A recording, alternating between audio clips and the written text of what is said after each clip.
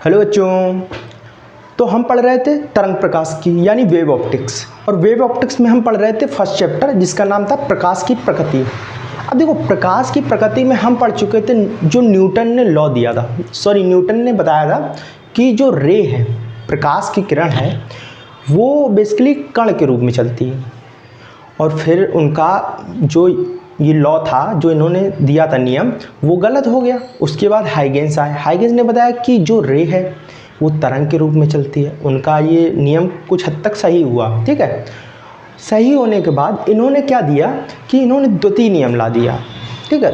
द्वितीय नियम में इन्होंने बताया, इन्होंने परावर्तन और अपवर्तन की व्याख्या की। हम परावर्तन पढ़ चुके हैं और अपवर्तन पढ़ रहे हैं। अब देखो, परावर्तन बेसिकली क्या होता है? परावर्तन किसी सतह पर टकराए प्रकाश किरण और परावर्तित हो जाए उसी मीडियम में, ठीक है। अपवर्तन क्या होता है? अपवर्तन ये होता है कि किसी मीडियम में, एक मीडियम से दूसरे मीडियम में रे चली है और एक मीडियम से दूसरे मीडियम में जाएगी रे, तो क्या होगा? अब जैसे एक विरल माध्यम होता है, ठीक है। ये ऊपर विरल, कौन सा? विरल माध्यम। और एक ये नीचे है सघन माध्यम, सघन माध्यम, ठीक है। अब देखो, दो ये माध्यम है। अब विरल माध्यम में क्या होता है कि जो माध्यम हल्का हो दूसरे माध्यम की अपेक्षा, जैसे कह सकते हो कि जो वायु है, वायु में, एयर में आप जितनी तेज दौड़ सकते हो, जितनी वेलोसिटी से दौड़ सकते हो, वाटर में भी उतनी वेलोसिटी से दौड़ सकते हो क्या? नहीं। क्यों नहीं दौड़ सकते? क्योंकि भाई वो गाढ़ा माध्यम है, उसमें वेलोसिटी अपने आप धीमी हो जाएगी। अब जब धीमी हो जाएगी तो आप उतनी तेज तो दौड़ नहीं पाओगे। तो ऐसा इसमें भी होता है। क्या होता है? जैसे ये एक प्रकाश किरण, हमने, ये विरल माध्यम है और विरल माध्यम की चाल मान ली v1 है और इसकी चाल v2 है, ठीक है। अब विरल माध्यम से हमने एक रे को डाला, और जब विरल माध्यम से रे को डालेंगे तो ये रे क्या होती है? अवलंब की ओर थोड़ा झुक जाती है। क्यों झुक जाती? कह सकते हो कि वेलोसिटी इसकी कम हो गई, इसलिए ढीला होकर चलने लगी, ठीक है। अब दूसरी रे इसके समांतर डाली, और ये दूसरी रे कब डाली? ये दूसरी रे हमने t समय बाद डाली। कब डाली? t समय बाद। अब इनमें डिफरेंस क्या हुआ? एक रे जो थी, जो फर्स्ट रे थी, वो ए पॉइंट, ये मान लिया कोई ए पॉइंट है, ठीक। ए पॉइंट पर पहले पहुंच गई। कब पहुंच गई? पहले। और जब ये ए पॉइंट पर पहुंची, ये t समय बाद डाली थी, तो यहाँ पे भी t समय का डिफरेंस रहेगा, ठीक है। जब ये ए पर पहुंची तो इधर पे एक अवलंब डाल दो, अवलंब डाल दिया 90 डिग्री पर, तो ये बी पर पहुंची। जब ये ए पर पहुंची, ये बी पर पहुंची। जब ये ए डैश पर पहुंच गई, इधर से एक अवलंब डाल दो। और अवलंब क्यों डाला वो भी बता रहा हूँ। ये आपका आपतन कोण है और ये अपवर्तन कोण आर, इसलिए अवलंब हमने एंगल से डाला, ठीक है। अब जब ये ए डैश पर पहुंची तो ये कहाँ पहुंच गई? बी डैश पर पहुंच गई, ठीक है। रेफरेंस पॉइंट पर आ गई। और ये मान लो जेड डैश परावर्तक तल है। अब ये जो रेज हैं, इन रेज को कहते हैं आपतित,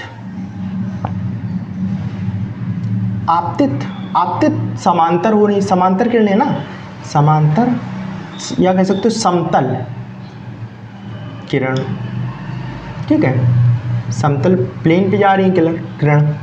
और ये अपवर्तित, अपवर्तित समतल किरण, ठीक है। अब देखो, इसको लिखें कैसे? आप अगर लिखना चाहो तो ऐसे लिख सकते हो। माना कोई जेड डैश अपवर्तक पृष्ठ है, ठीक है, जो कि दो मीडियम विरल और सघन में विभाजित होता है। विरल में प्रकाश की चाल v1 है, या कह सकते हो विरल में तरंग, जो प्रकाश की तरंग है उसकी चाल v1 है, और V2 जो सेकेंड मीडियम है सघन, उसमें V2 है। जब प्रकाश किरण एक, इसको एक कह सकते हो, जब प्रकाश किरण एक किस पर आती है, ए पॉइंट पर आती है, तो प्रकाश किरण दो किस पर आ पाती है, बी पर। जब ए डैश पर पहुंचती है तो बी डैश पर पहुंचती है। और ए डैश पर बना एंगल आपतन कोण आई और बी डैश पर बना कोण अपवर्तन कोण कहलाता है। बस इतना। अब देखो प्रूविंग कैसे करेंगे, मेन प्रूविंग है और अपवर्तन का नियम है, ठीक है। तो प्रूविंग है, प्रूविंग में आप ये ट्रायंगल ले सकते हो, एक ए बी डैश, ये ट्रायंगल बन रहा है ना, तो ये ट्रायंगल ले लो ए बी डैश में, ठीक है। ये जब ट्रायंगल लोगे तो देखो आप, जब ये रेज हैं, देखो ये क्या होता है, इसमें साइन थीटा क्या होता है, साइन आई लंब बटे आधार, सॉरी लंब बटे कर्ण होता है। इसका लंब तो भाई ये होगा ना, और कर्ण कई काम ये करेगा, ठीक है। तो जो कर्ण है इसकी डिस्टेंस कितनी हो जाएगी, d बराबर, इसकी दूरी कितनी हो जाएगी, d तो ये है ना, ये कर्ण का काम करेगी। देखो कुछ ऐसा बन रहा है, परपेंडिकुलर के सामने लंब के इधर आधार और ये कर्ण। अब देखो जो डिस्टेंस है, डिस्टेंस कितनी हो जाएगी, इसके लिए क्या काम करेगी, दूरी बराबर चाल बराबर दूरी बटे समय, और दूरी बराबर चाल इसकी v1 और t टाइम v1t। ये किसके लिए हो जाएगी, इस वाले के लिए, ये वाले ट्रायंगल के लिए d हो जाएगा। ये ऐसे कह सकते हो d1, ठीक है। और d2 कितना हो जाएगा, सेकेंड ट्रायंगल के लिए ए डैश बी डैश के लिए v2 इंटू t। ये अपना d1 और d2 निकल आया दोनों ट्रायंगलों के लिए, ठीक है। अब साइन थीटा बराबर क्या होता है, लंब बटे कर्ण। लंब क्या है, ये है बी डैश बटे कर्ण क्या है, d है। और d की दूरी कितनी दी है, सॉरी लंब तो ये है ना, ये आपका परपेंडिकुलर है तो ये लंब होगा, तो लंब ये है, लंब ये है और कर्ण ये है, तो लंब तो ये ले लेंगे, लंब ये है कर्ण ये है, कर्ण को इसी से लिखा रहने दो, ठीक है।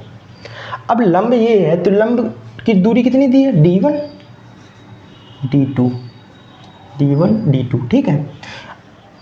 अब लंब की दूरी कितनी दी है, v1t अपॉन, इसको ऐसे लिख लो ए बी डैश, ठीक है। इसको फर्स्ट इक्वेशन मान लो। त्रिभुज ए डैश बी में, ए डैश बी में। अब देखो इसके साथ ये एंगल बन रहा है, ठीक है। ये एंगल है D2 की वैल्यू कितनी दी है, साइन थीटा लगाएंगे इसमें, साइन इसका एंगल दिया है r, इसका i दिया था, इसका r दिया, ठीक है। r बराबर, अब देखो इसकी D2 कितना हमने निकाला था, V2 इंटू टी अपॉन, इसका कारण तो सेम है ना, ए बी डैश, ठीक है। Second equation. अब देखो फर्स्ट और सेकेंड इक्वेशन को अगर हम पहले में दूसरे का भाग दे दें, ठीक है, तो कुछ ऐसा बनेगा, sine i upon sine r बराबर v1t upon A B dash, कुछ ऐसे है ना, और v2t upon A B dash, ठीक है। ए बी से भी कैंसिल, तो साइन आई अपॉन और t से भी t कैंसिल, देखो तो sine i upon sine r बराबर क्या हो गया, v1 अपॉन v2। अब देखो एक चीज़ आपको दिख रही है, sine i upon sine r क्या होता था भाई, क्या होता, ये तो भाई स्नेल का नियम होता था ना, स्नेल का नियम n equal to sine i upon sine r, यही होता ना। तो इसको आप लिख सकते हो एन के बराबर, किसके बराबर, एन या म्यू, एन या म्यू। अब ये एन या म्यू जो है इसको क्या कहते हैं, माध्यम का अपवर्तनांक।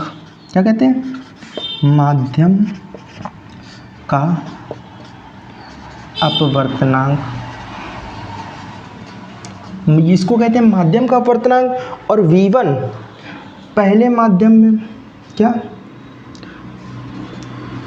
पहले माध्यम में चाल बटे दूसरे माध्यम में चाल,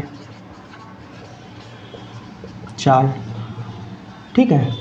अब पहले माध्यम मान लिया एयर दिया है, ठीक है, तो एयर में आपकी शायद चाल ना बताए, तो एयर की चाल कितनी होती है, V ऑफ एयर, या ऐसे कह सकते हो C, इसकी चाल होती है 3 × 10⁸ मीटर पर सेकेंड।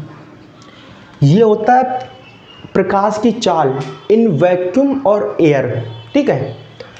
और V वाटर करें तो वाटर में 2.25 × 10⁸ मीटर पर सेकेंड, ये वाटर में होती है, ठीक है। ये आपकी चाल होती है। अगर ये दोनों चीज़ें ना दी कभी तो आप ये याद करके लिख सकते हो।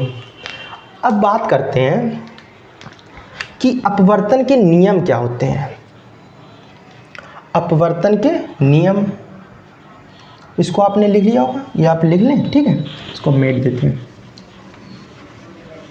अपवर्तन के नियम, मोस्ट इंपॉर्टेंट, क्या, अपवर्तन के नियम। अब देखो अपवर्तन के नियम क्या होते हैं। अपवर्तन के दो नियम होते हैं। पहला नियम क्या होता है, पहला नियम ऐसे समझेंगे, ये अपवर्तक पृष्ठ है, ठीक है, और ये एक किरण आपतित हो रही है, आपतित होने के बाद अवलंब से अपवर्तित हो रही है। अब देखो इसका नियम क्या कहा गया, आपतित किरण ये है, आपतित किरण, अपवर्तित किरण, आपतन बिंदु, जहाँ पे आपतित किरण हो उसे कहते हैं आपतन बिंदु, पर अविलंब, तीनों एक ही तल पर होते हैं। क्या, आपतित किरण कॉमा अपवर्तित किरण कॉमा आपतन बिंदु पर अवलंब,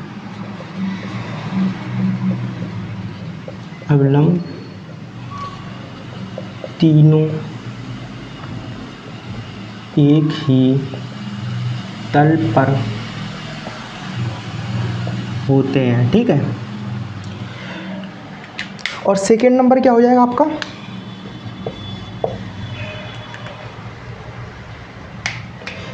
आपतन कोण की ज्या, आपतन कोण ये होता है I, ये R, ठीक है। आपतन कोण की ज्या, अपवर्तन कोण की ज्या एक नियतांक होता है, नियम, देखो कैसे, आपतन कोण की ज्या, अपवर्तन कोण की ज्या